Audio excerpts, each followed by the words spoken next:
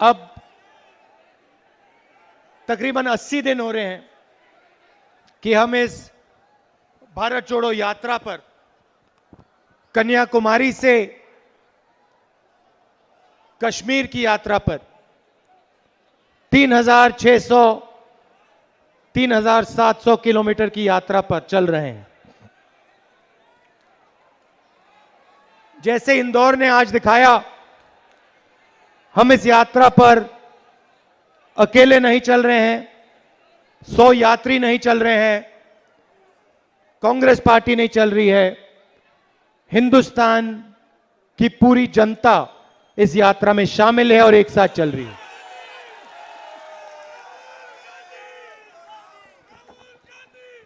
और आज मैंने देखा, सबसे पहले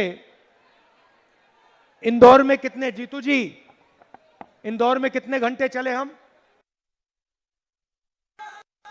कितने घंटे इंदौर में कितने घंटे चले हम?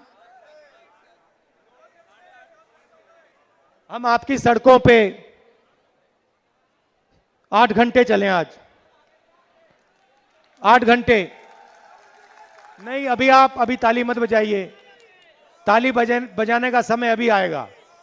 मैंने 8 घंटे आगे पीछे दाएं बाएं ऊपर नीचे देखा, मुझे इंदौर में कोई कचरा नहीं दिखाई दिया। और मैं इसके लिए इंदौर की जनता और इंदौर के जो सफाई कर्मचारी हैं,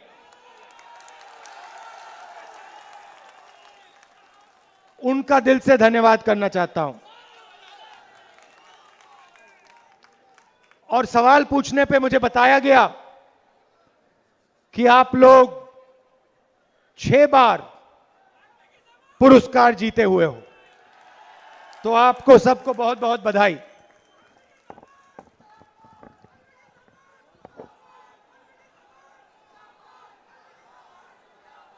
इंदौर न्याय का सेंटर है, यह आपका इतिहास है। और आज मुझे आपने सिर्फ सफाई नहीं, आज आपने मुझे भाईचारा दिखाया। इन सड़कों पर आज हिंदू, मुस्लिम, सिख, ईसाई, बुजुर्ग लोग, हर भाषा बोलने के लोग सब चले हैं। और कहीं मुझे नफरत, कहीं भी मुझे नहीं दिखी। तो एक प्रकार से ये यात्रा आपकी विचारधारा की यात्रा है। भाइयों और बहनों, ये यात्रा हमने क्यों शुरू की? इसके 2-3 कारण हैं। हमारा लक्ष्य क्या है और हमें यह यात्रा शुरू क्यों करनी पड़ी, ये 2 अलग चीजें हैं। पहले मैं आपको बताना चाहता हूं हमें यह यात्रा शुरू करनी क्यों पड़ी। जैसे आप जानते हो, हिंदुस्तान एक डेमोक्रेटिक देश है, लोकतांत्रिक देश है। और लोकतांत्रिक देश में अलग अलग संस्थाएं होती हैं जो लोकतंत्र की रक्षा करती हैं।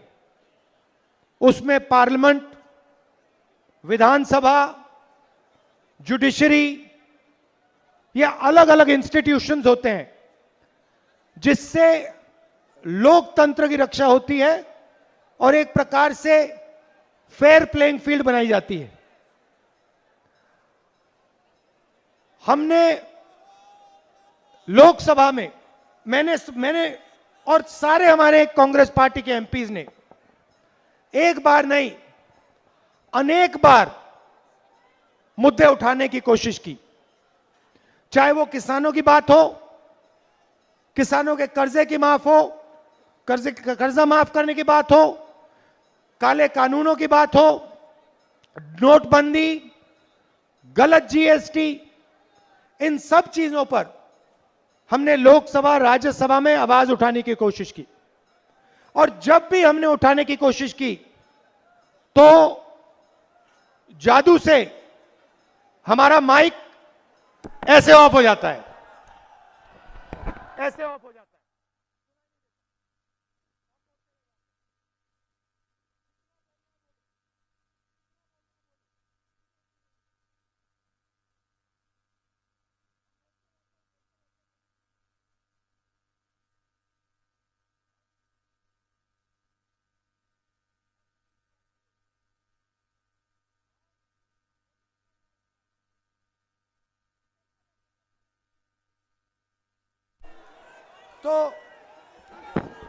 तो हम जो भी बोलना चाहते हैं, जैसे अभी आपने देखा, हम बोलते रहते हैं बोलते रहते हैं बोलते रहते हैं, वहां पे माइक ऑफ हो जाता है।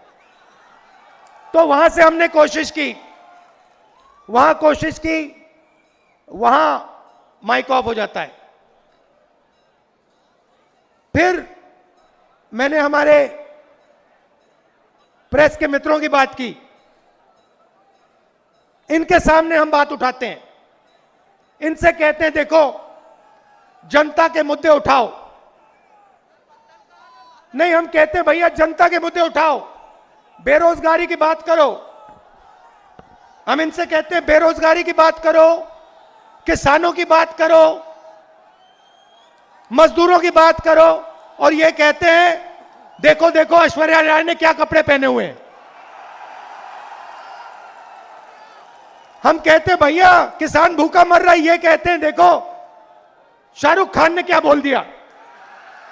हम कहते हैं भैया कर्जा माफी करनी चाहिए, ये कहते हैं देखो क्रिकेट का कैसा अच्छा मैच हुआ, मजेदार, विराट कोहली ने कैसा चौका मारा। तो इनका काम, और इनकी गलती नहीं है, इनका काम जनता का जो ध्यान है उसको हटाने का है। इनका काम, असली काम जो लोकतंत्र का होता है, जो काम हम लोकसभा विधानसभा में करने की कोशिश करते हैं, उनका असली काम वो है।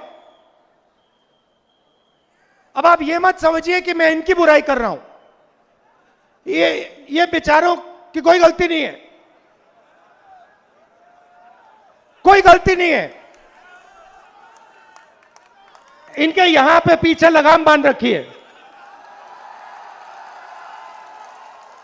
इनको ये देखो, ये मुस्कुरा रहे हैं, इनको बताया जाता है कि भैया देखो भारत जोड़ो यात्रा चली है, इसके बारे में कुछ बोलना नहीं, गलती से भी मत बोल देना। मगर इनकी गलती नहीं है, क्योंकि कंट्रोलर इनके हाथ में नहीं है। जैसे आप रात को आप सोचते हो कि भैया टीवी देखते हो और आप सोचते हो भैया चैनल बदलेंगे, चैनल बदलेंगे। पहले चैनल पे मोदी जी, दूसरे पे मोदी जी, तीसरे पे मोदी जी, चौथे पे मोदी जी, पांचवें पे मोदी जी, छठे पे अमित शाह जी। जहां देखो कभी अमित शाह जी, कभी योगी जी, कभी शिवराज चौहान जी, कभी मोदी जी, कभी ऐश्वर्या राय, कभी अजय देवगन। मगर किसान का चेहरा, उसके फटे हुए हाथ आपको टेलीविजन पर नहीं दिखने वाले, मजदूर के आंसू टेलीविजन पे नहीं दिखने वाले। और यहां पे इंदौर में जो छोटे व्यापारी हैं, स्मॉल और मीडियम बिजनेस चलाते हैं, और वो आपकी रीढ़ की हड्डी है, हिंदुस्तान की रीढ़ की हड्डी है, उनकी बात कोई नहीं उठाता। कुछ दिन पहले मेरे पास डेलीगेशन आया, मैंने उनसे पूछा, और यहां पे जो भी हैं छोटे व्यापारी हैं, स्मॉल और मीडियम बिजनेस चलाने वाले लोग हैं, वो बिल्कुल एक सेकंड में समझ जाएंगे। मैंने उनसे पूछा, डेलीगेशन से पूछा, भैया बताओ हिंदुस्तान के इतिहास में आपके खिलाफ सबसे खराब काम कौन सा था? बिना सोचे एक सेकंड में पहले नंबर नोटबंदी, दूसरे नंबर जीएसटी।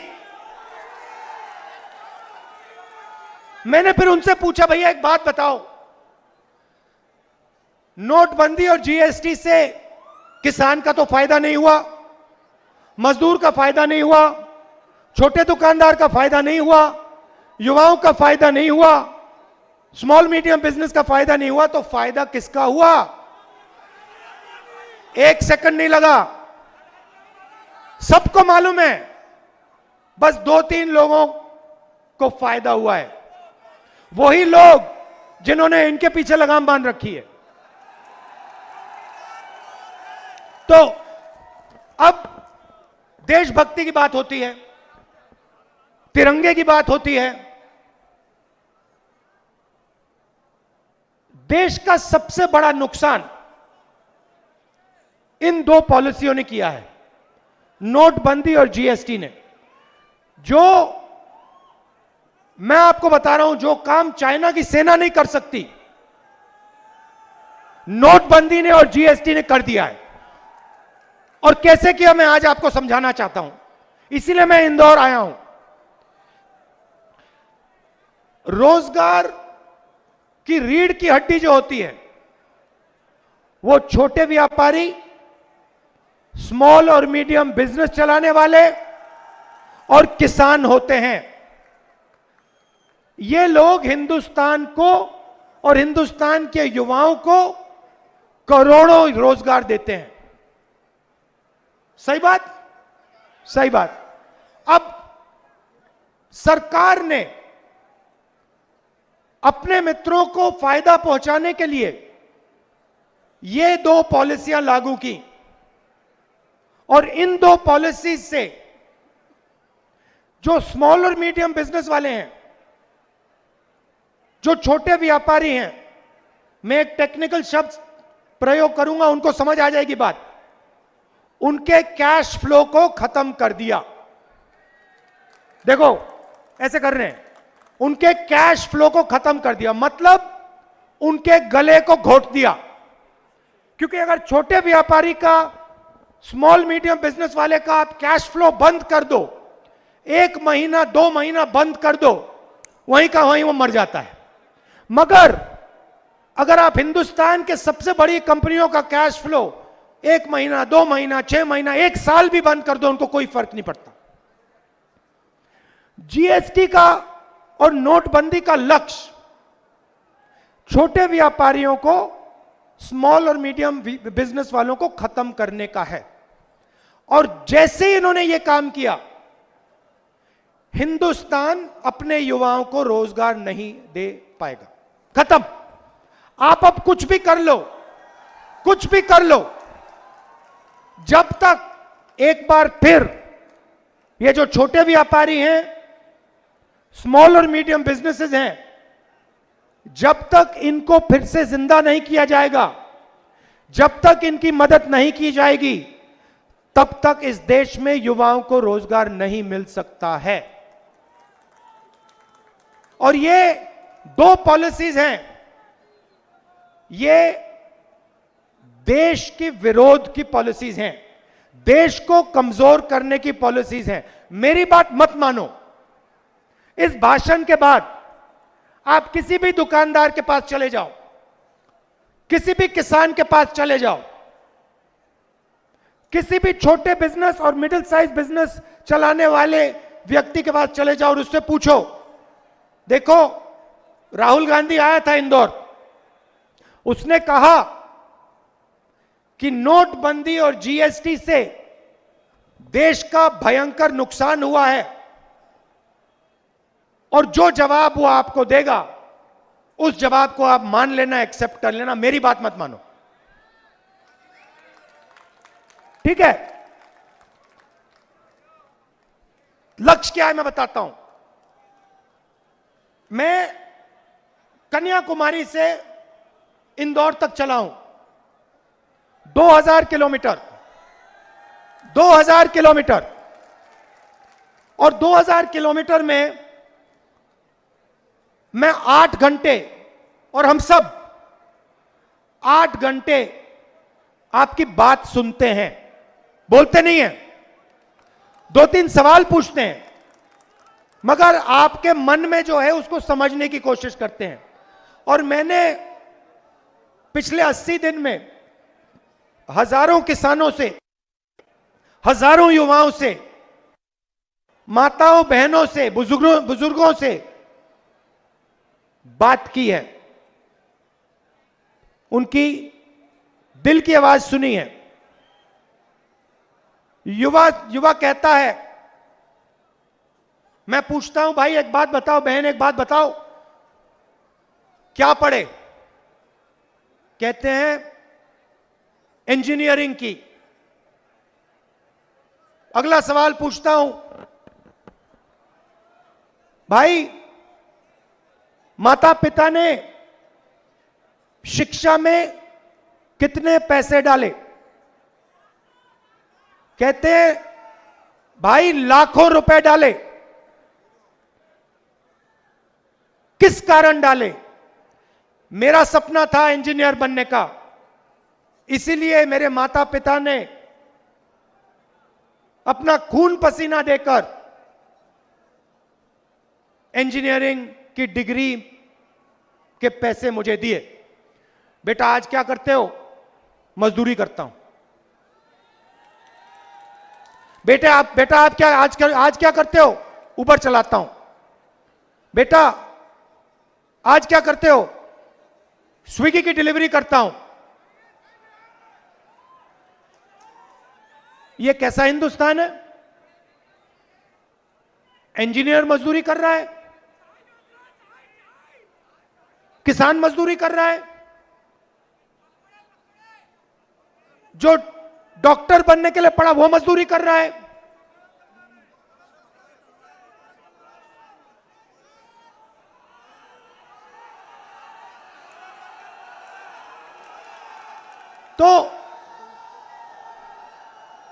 तो भैया देखो, मैं सरल तरीके से आपको समझा देता हूं।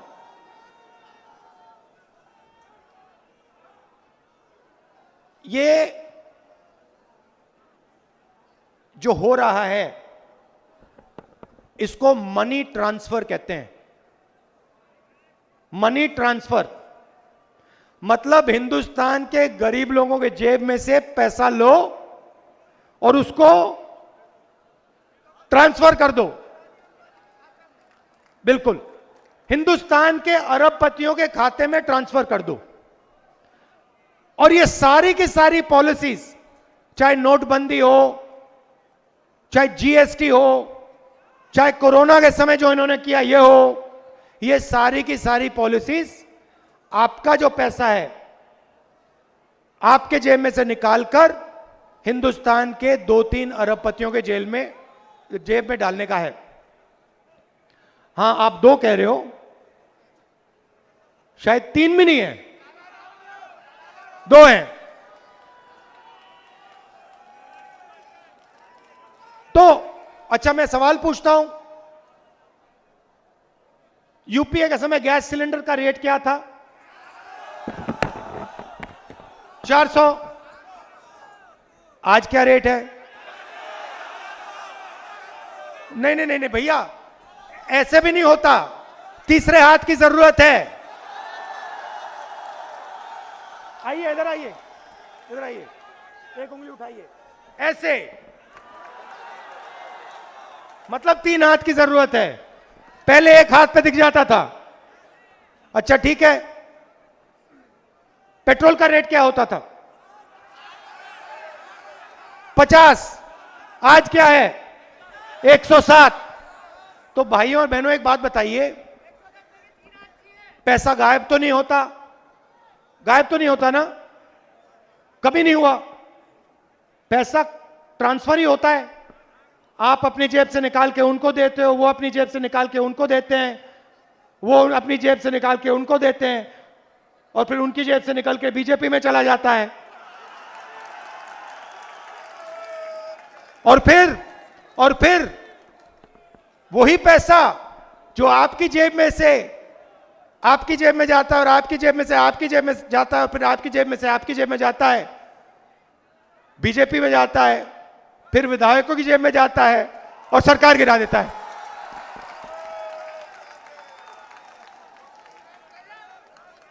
करोड़ों रुपए दिए हैं। जिस सरकार को आपने चुना जिस सरकार को आपकी आवाज ने चुना, उस सरकार को बीजेपी ने खरीद कर, उस सरकार के लोगों को खरीदा।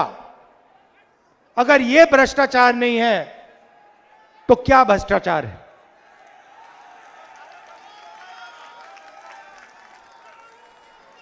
अब देखिए, अब दूसरी बात देखिए, अभी हम 8 घंटे चले, है ना 8। अब ये देखिए स्टेज पे लोगों के चेहरे देखिए, देखिए जयराम रमेश जी थोड़ा काम कर रहे हैं। ये देखिए कमलनाथ जी को देखिए मुस्कुरा रहे हैं, वेणुगोपाल जी को देखिए, जीतू को देखिए। ये थके हुए लग रहे हैं क्या? एक नहीं थका है। क्यों? क्योंकि इंदौर ने अपनी मोहब्बत, अपनी शक्ति, अपना प्यार इस यात्रा को दिया है। आप मेरा चेहरा देखो, 80 दिन से चल रहा हूं, 2000 किलोमीटर चलनी है। थकान दिख रही है क्या? बिल्कुल नहीं। मैं बताऊं आपको, बात समझ नहीं आ रही मुझे समझ नहीं आ रही बात। मैंने सोचा था, हमारा प्लान था, देखो हमारा प्लान था 7 सितंबर को हमारी यात्रा शुरू होगी और यात्रा में 150 दिन लगेंगे। प्लान यह था। जयराम रमेश जी, था ना प्लान? हां जी। अब यह यात्रा, मुझे लग रहा है कि यह यात्रा 120-125 दिन में खत्म हो जाएगी। ज्यादा से ज्यादा इसमें 130 दिन लगेंगे। तो ये हो क्या रहा है? मुझे समझ नहीं आ रही बात। आपको मैं कह रहा हूं, मुझे समझ नहीं आ रही। हम रोज 25 किलोमीटर चल रहे हैं भैया। मतलब जो कोई यहां पे रनिंग करता है,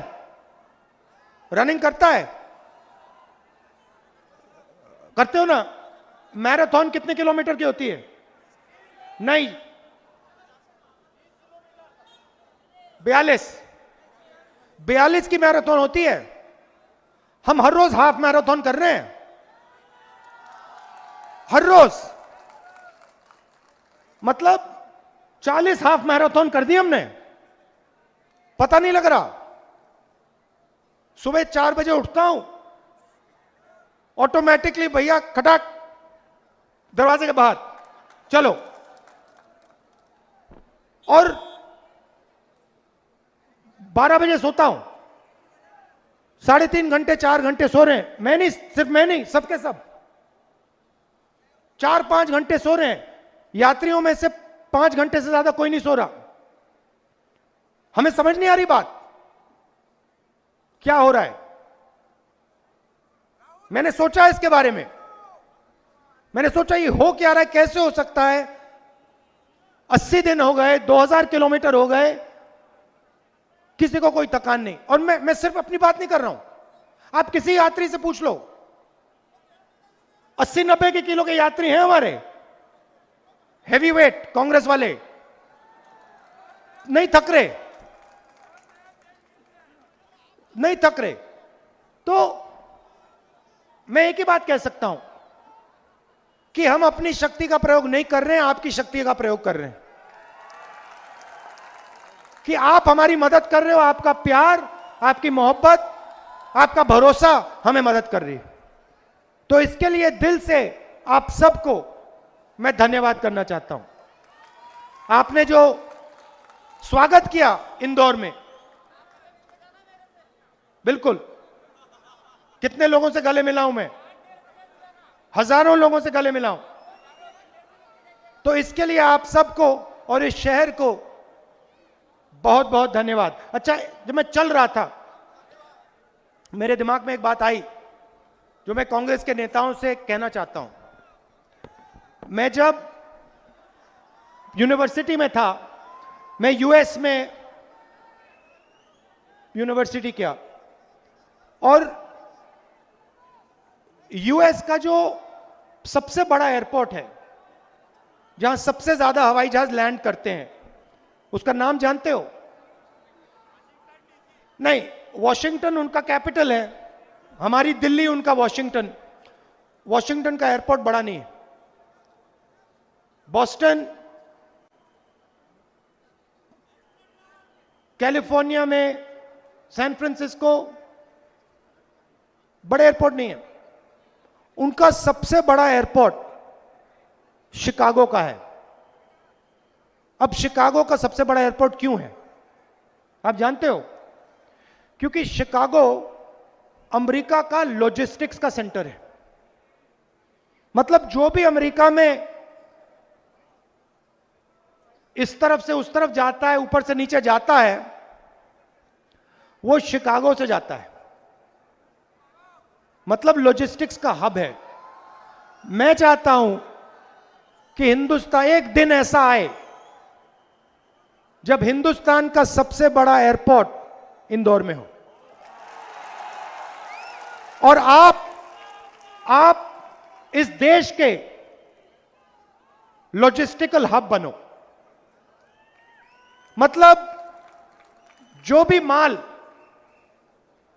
देश में घूमता है, ऊपर से नीचे, दाएं से बाएं, उसका मैनेजमेंट आप लोग करो। ये आपका भविष्य है, देख लेना, ये होगा। ये आपका भविष्य है, ये आपका भविष्य है। और जो हमारी कांग्रेस की सरकार आएगी, मैं उनसे कहना चाहता हूं, इस चीज के बारे में आप सोचिए कि जो अमेरिका के लिए शिकागो रोल प्ले करता है, वही हिंदुस्तान के लिए इंदौर रोल प्ले करे।